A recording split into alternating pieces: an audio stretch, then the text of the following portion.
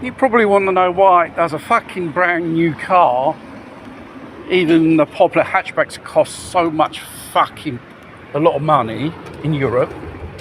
There are many factors and causes to it.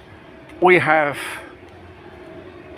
Brussels European Union and their stupid Euro 7 and 8 are going to dish out, and all the stupid accessories which we do not need, electronics.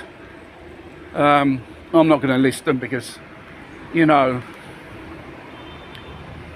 the only driver who can drive a car is a human being, not some fucking computer. It's not like Knight Rider. You got a talking car and it drives. No, we're a long, long way from there. And plus, all the investments, the motor companies which got state aid from the respective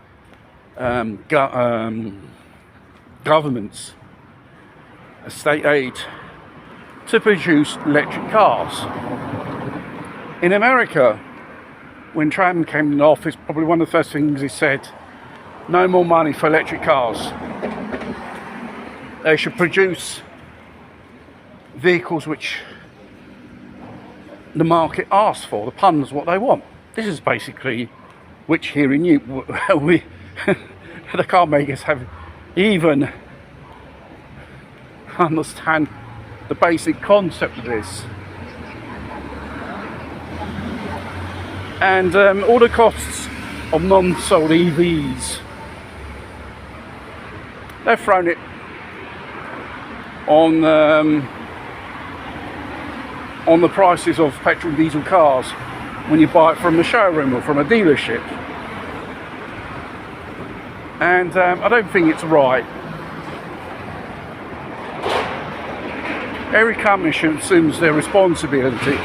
If they had losses, whoever was responsible, you know, should get the boot. I don't think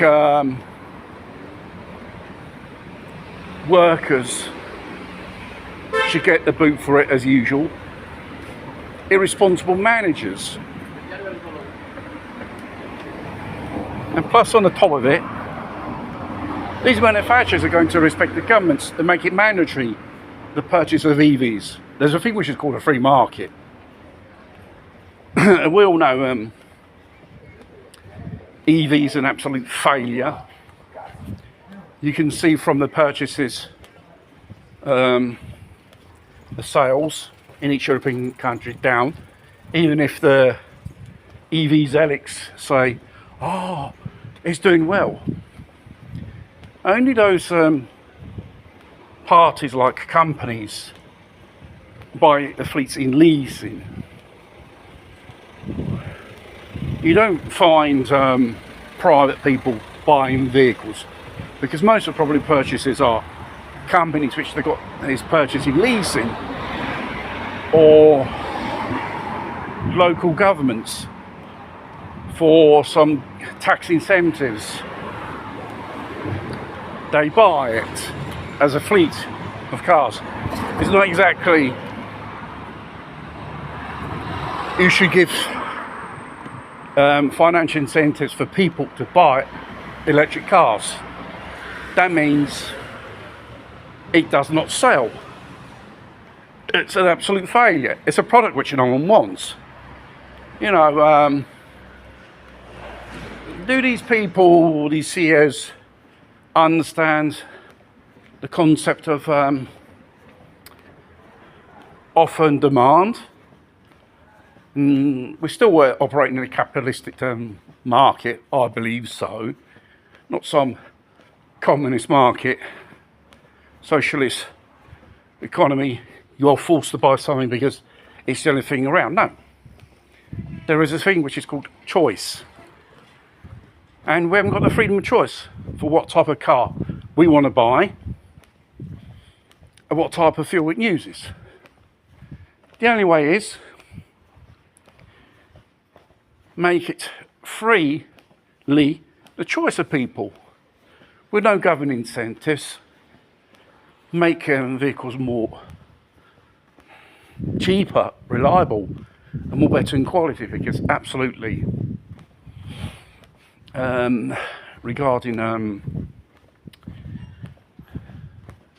the quality of new cars, we all know when it comes to building, the use of materials, reliability of these models, it's absolute. We're talking about European cars here. Absolute shit. The Chinese are catching up pretty fast. They make cars a lot more cheaper and more of a higher standard of quality. Even though they've got their problems over there of overproduction of motor vehicles. And then afterwards they sell them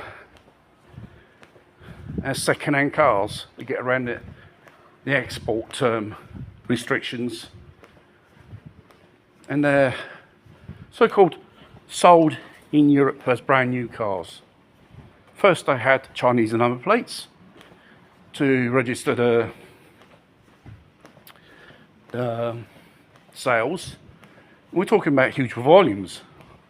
China, I think they've got more than 142 car makers, big or small. Probably everyone knows the well-known brands so far.